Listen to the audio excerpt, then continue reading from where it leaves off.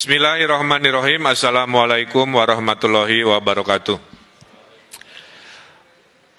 Rekan-rekan media yang kami banggakan, saya bersama Forum Komunikasi Pimpinan Daerah Provinsi Jawa Barat baru saja selesai melakukan video conference dengan 5 kepala daerah, yaitu Bupati Kabupaten Bogor, Wakil Wali Kota Bogor, Wali Kota Depok, Wali Kota Bekasi, dan Bupati Kabupaten Bekasi.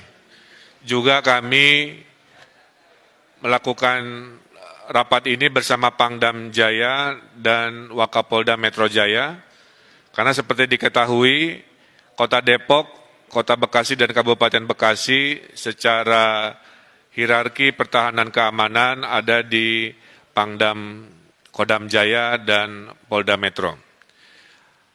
Yang pertama ingin saya sampaikan bahwa Menteri Kesehatan sudah mengirimkan surat persetujuan kemarin sore yang menyatakan bahwa 5 wilayah di Provinsi Jawa Barat itu disetujui untuk melaksanakan PSBB, ya, pembatasan sosial berskala besar.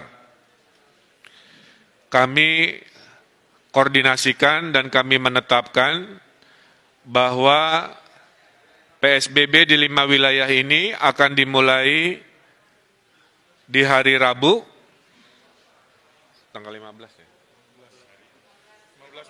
Hari Rabu, dini hari tanggal 15 bulan April 2020 ini selama 14 hari. Setelah 14 hari nanti kita evaluasi apakah diteruskan atau dikurangi intensitasnya. Oleh karena itu, kami sudah berkomitmen selama PSBB 14 hari ini, tes masif sebagai metode pelacakan persebaran virus akan kami maksimalkan. Per hari ini sudah 70.000 tes masif dilakukan di Jawa Barat dan akan kami teruskan sampai target 100.000 dan seterusnya sampai target 300.000. Yang menarik dari PSBB di 5 wilayah, ada 2 yang sifatnya kabupaten. Maka kabupaten ini berbeda dengan DKI atau Kota Bogor, Kota Depok, Kota Bekasi, mereka memiliki desa. Sehingga tidak bisa diperlakukan PSBB-nya persis seperti yang wilayah kota, seperti contohnya DKI Jakarta. Oleh karena itu, Kabupaten Bogor dan Kabupaten Bekasi memutuskan PSBB-nya terbagi 2. Di zona merah, kecamatan-kecamatan tertentu, PSBB-nya maksimal. Di non-zona merah, PSBB-nya akan menyesuaikan antara minimal sampai kelas menengah, kira-kira begitu. Khusus untuk Kota Depok, Kota Bekasi, dan Kota Bogor akan melaksanakan istilahnya PSBB maksimal. PSBB maksimal ini salah satunya akan memulai menutup akses ke wilayah-wilayah sekitar di hari Rabu, kemudian juga akan membatasi kegiatan-kegiatan perkantoran, kegiatan-kegiatan komersial, kegiatan-kegiatan kebudayaan, dan kegiatan-kegiatan keagamaan. Kepada mereka yang terdampak oleh COVID, kami kelompokkan ke dalam 2 golongan. Golongan pertama adalah golongan yang terdata oleh pemerintah DTKS, maaf. Jadi ada kelompok pertama yang tersurvei namanya DTKS.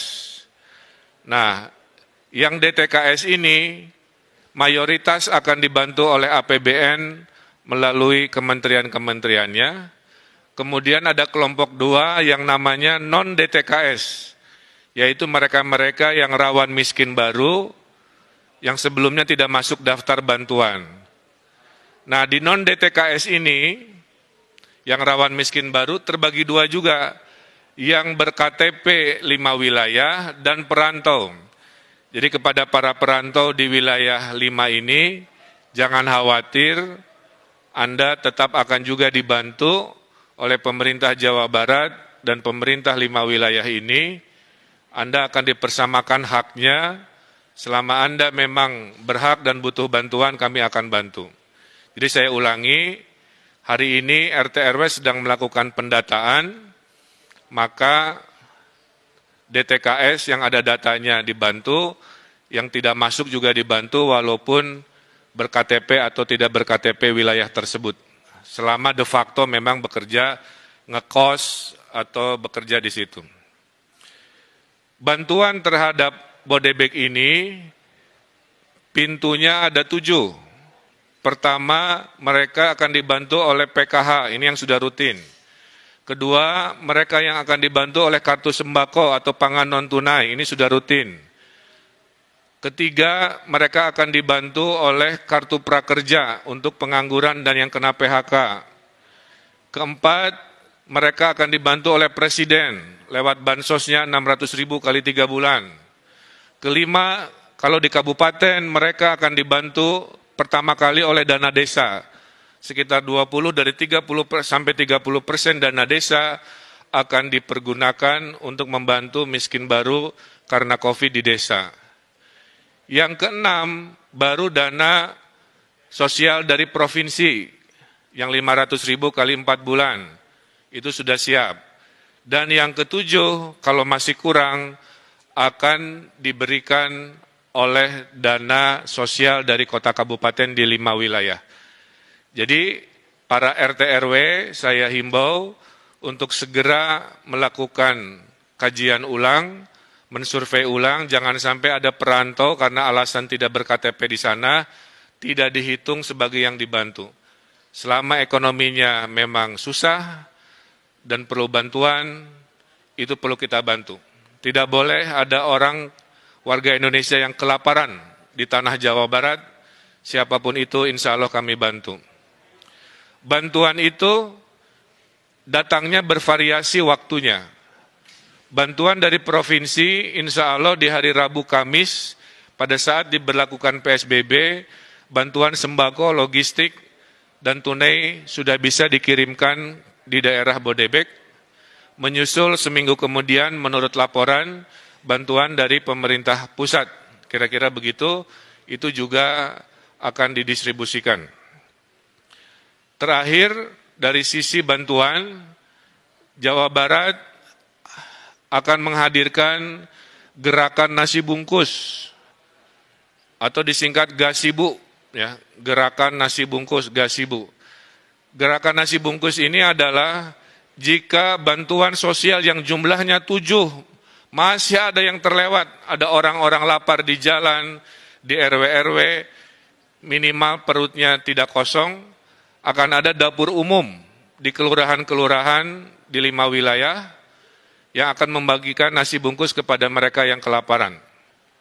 Kami mohon, disinilah sila ketiga persatuan Indonesia kita harapkan, maka kepada mereka yang mampu menyumbang makanan atau nasinya atau apa, silahkan koordinasikan dengan RW masing-masing untuk membantu kesetiakawanan sosial kepada mereka yang mungkin tidak termasuk atau terlewat oleh bantuan formal dari pemerintah. Jadi di Jawa Barat insya Allah dijamin tidak ada mereka yang berkesusahan yang tidak dibantu oleh bantuan pemerintah baik formal maupun non-formal. Oleh karena itu kami sudah perintahkan semua RW di Jawa Barat khususnya di wilayah PSBB ini untuk mendeklarasikan sebagai RW siaga. RW siaga yang melaporkan mereka yang perlu dibantu, RW siaga yang melaporkan jika ada kedatangan tamu yang perlu diwaspadai, dan RW siaga yang mendata dengan seadil-adilnya data. Nah, terkait sanksi, perbedaan PSBB dengan sebelumnya, sebenarnya hampir sama, bedanya dulu tidak ada sanksi. Dengan adanya PSBB, maka aparat hukum diberi kewenangan memberikan sanksi. Nah, sanksinya kami serahkan kepada wali kota dan bupati, menyesuaikan dengan kebijakan diskresi dari wali kota bupati. Nah, termasuk yang ojol juga tadi, ya, itu diserahkan kebijakannya apakah boleh narik penumpang atau tidak, hanya barang saja itu kita serahkan kepada wali kota dan bupati. Dan kepada pabrik-pabrik yang masih buka, sudah kami arahkan, tolong di SK-kan mana industri-industri yang masuk strategis dan boleh dibuka, dan mana yang harus tutup dulu. Bagi yang akan dibuka, diwajibkan memberikan rasa aman. Jadi pabrik industrinya harus melakukan tes masif juga kepada karyawannya. Setelah tes masif dilakukan, maka bupati, wali kota selama PSBB mengizinkan mereka jika membuktikan tidak ada yang positif di pabrik itu melalui tes masif tersebut, tentu dengan social distancing dan protokol kesehatan. Terakhir dari saya adalah PSBB di Jawa Barat ini akan ada 3 tahap. Tahap pertama adalah wilayah tadi, Depok, Bogor, Bekasi. PSBB kedua adalah Bandung Raya. Jadi kami sedang mempersiapkan surat, kajian data, karena ada lompatan di Bandung Raya, di Kota Bandung, Cimahi, KBB, Kabupaten Bandung, sedikit Sumedang, maka itu adalah PSBB tahap 2 yang kami rencanakan, dan yang ketiga jika dibutuhkan, kira-kira begitu. Nah, Bapak Ibu yang saya hormati, saya tutup dengan sebuah semangat bahwa penyakit COVID-19 ini ada 3 benteng pertahanan. Benteng pertama adalah benteng pencegahan, social distancing di situ, PSBB di situ. Ini mudah dilakukan tapi juga susah jika kita tidak taat dan tidak disiplin. Kalau jebol benteng pertama karena tidak disiplin, masuklah benteng kedua yaitu pelacakan. Dengan pelacakan kita tahu di mana klaster-klaster penyebaran virus. Kalau pelacakan gagal dan jebol, baru benteng terakhir yang kita punya yaitu benteng perawatan terhadap mereka yang sakit. Nah, saya berharap warga Jawa Barat jangan sampai COVID-19 ini langsung membobol benteng pertama, kedua langsung lompat ke benteng ketiga, di mana orang-orang sakit ini menjadi banyak dan kapasitas kita menjadi terbatas dan akhirnya kita mengalami kerepotan. Kalau tidak ada halangan, menurut hitungan, kalau PSBB ini lancar harusnya akhir Juni kita bisa tren turun COVID-19, tapi kalau tidak disiplin di PSBB ini, kita khawatir COVID-19 ini masih berlanjut di bulan-bulan berikut yang melelahkan.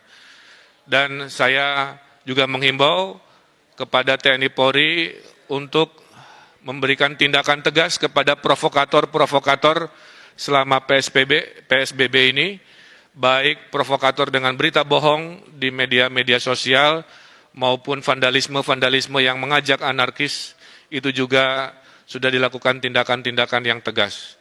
Mudah-mudahan dengan kekompakan, dengan kebersamaan, dengan ketaatan, insya Allah kita pasti menang melawan COVID-19 ini. Saya kira itu pengantar dari saya. Saya persilahkan jika ada 1-2 pertanyaan.